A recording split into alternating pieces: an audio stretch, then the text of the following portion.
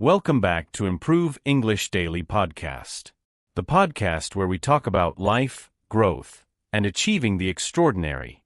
I'm your host, George, and today we're diving into a topic that's close to my heart and honestly, probably resonates with anyone out there chasing their dreams. Let's be real, the journey toward achieving our goals isn't always a smooth highway. Sometimes it feels more like an uphill climb on a rocky trail with a backpack full of doubts.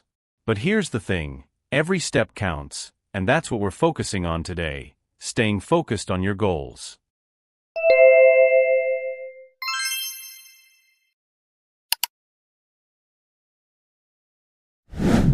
To help us unravel this, I'm thrilled to have a very special guest with us.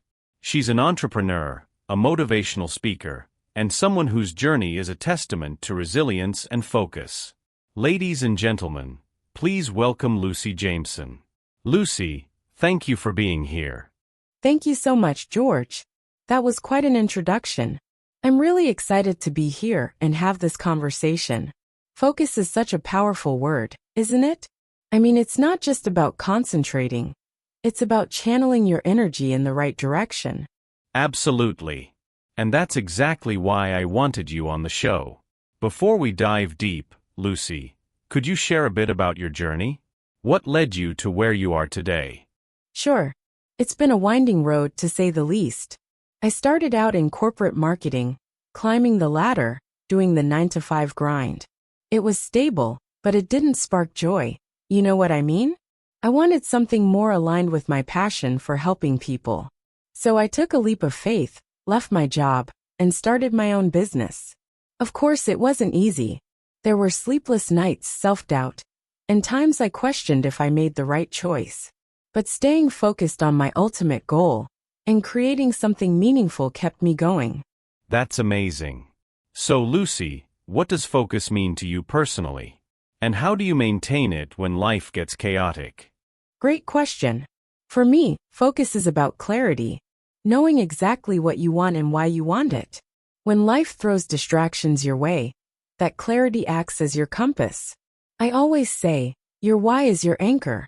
Whenever I feel overwhelmed, I go back to my why. It grounds me and helps me prioritize. I love that, your why is your anchor. It's so true. But let's be honest, staying focused isn't easy. How do you handle those moments when you feel like giving up?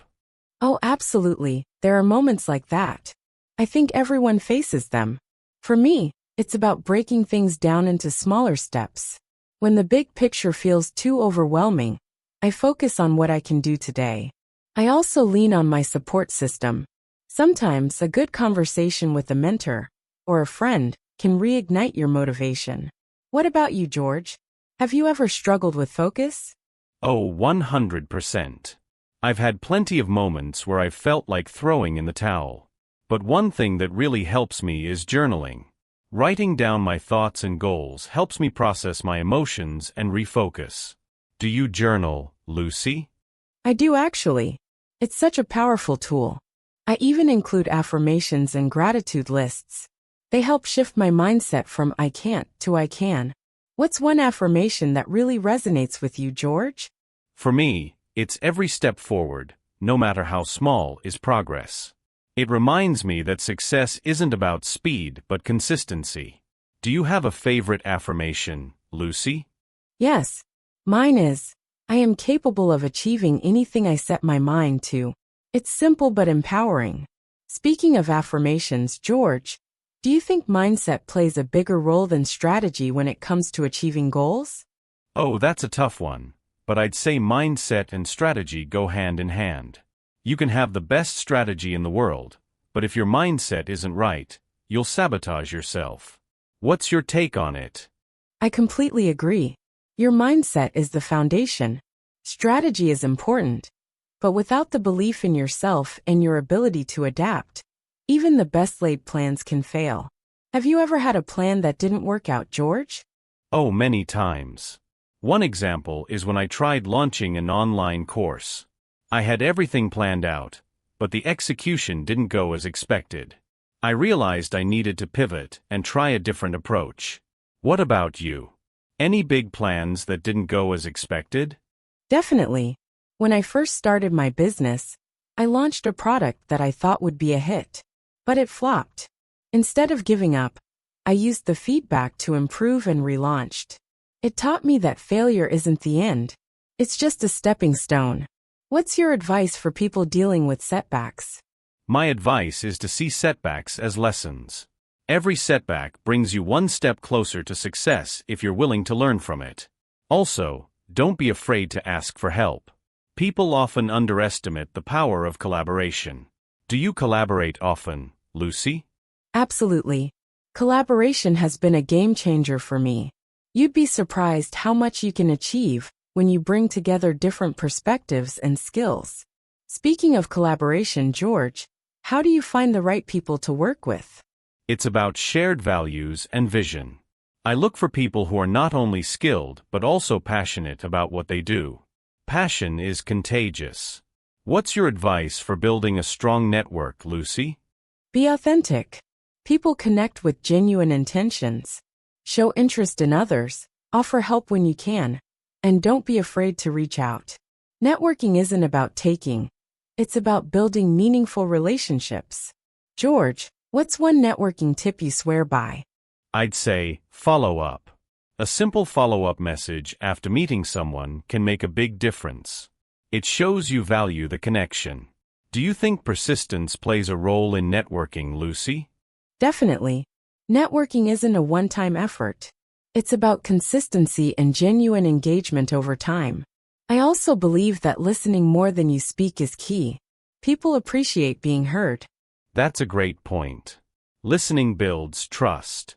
And trust is everything when it comes to meaningful connections. Lucy, let's talk about distractions. How do you deal with them? Distractions are everywhere, especially in today's digital age. I set clear boundaries.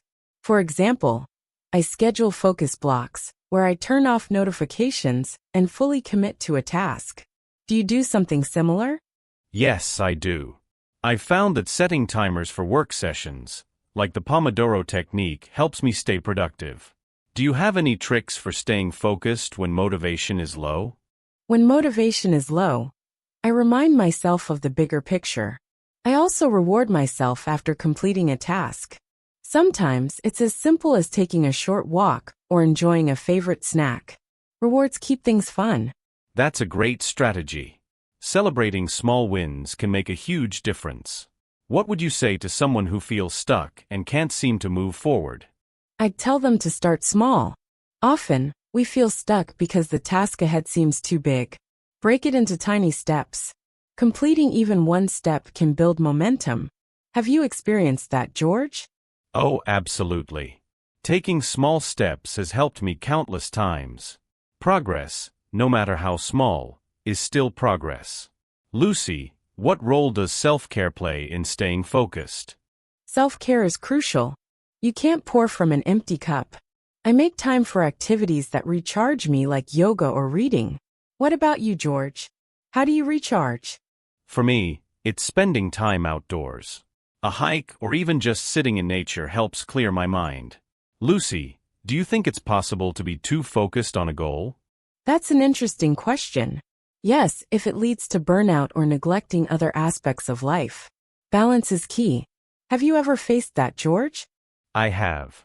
There were times when I was so fixated on a goal that I forgot to enjoy the journey. It taught me the importance of balance. What's one piece of advice you'd give to maintain balance? Schedule downtime. Treat it like any other important meeting. Time to recharge isn't wasted time. It's essential for long-term success. George, how do you ensure you're enjoying the journey? I practice gratitude. Taking a moment to appreciate how far I've come helps me stay positive. Lucy, what's a moment in your journey that you're especially grateful for? It was when I received my first heartfelt thank you from a client. It reminded me why I started this journey. Gratitude keeps me grounded. Do you have a gratitude practice, George? I do. Every morning, I write down 3 things I'm grateful for. It sets a positive tone for the day. Lucy, do you believe in the power of visualization? Absolutely. Visualization is like a mental rehearsal. When you imagine yourself achieving your goals, it boosts your confidence and prepares you to handle challenges. George, do you visualize your goals? I do. I like to create vision boards. Seeing my goals in a tangible form keeps me motivated. Lucy, do you think everyone can benefit from visualization? Definitely. It's a simple yet powerful tool. You don't need to overcomplicate it. Just take a few minutes daily to visualize your success. What's one practical tip you'd give to someone new to visualization, George? Start small. Visualize yourself completing a single task successfully, then build up to bigger goals. Lucy, what's the biggest challenge you faced in staying focused? For me, it was dealing with self-doubt. There were times I questioned my abilities, but I learned to counter those thoughts with action. George, how do you handle self-doubt? I remind myself of past achievements. Looking back at what I've already overcome gives me confidence to tackle what's ahead.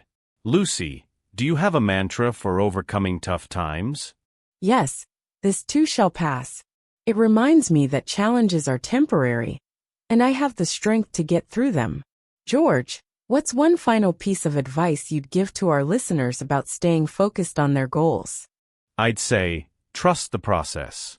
Progress may not always be visible, but as long as you keep going, you're moving closer to your goals. Thank you so much, Lucy, for sharing your insights today. This has been such an inspiring conversation. Thank you, George. It's been an absolute pleasure. I hope our listeners feel encouraged to stay focused and keep striving for their dreams. And thank you to everyone tuning in to Chasing Horizons. Remember, every step you take brings you closer to where you want to be. Stay focused, stay determined, and we'll see you next time. Uphill. Uphill refers to something that is difficult or challenging, often requiring effort or hard work. Example: learning a new language can be an uphill task, but it's worth the effort. Thrilled. Thrilled means feeling very excited or extremely happy about something. Example: she was thrilled to meet her favorite author in person. Dive.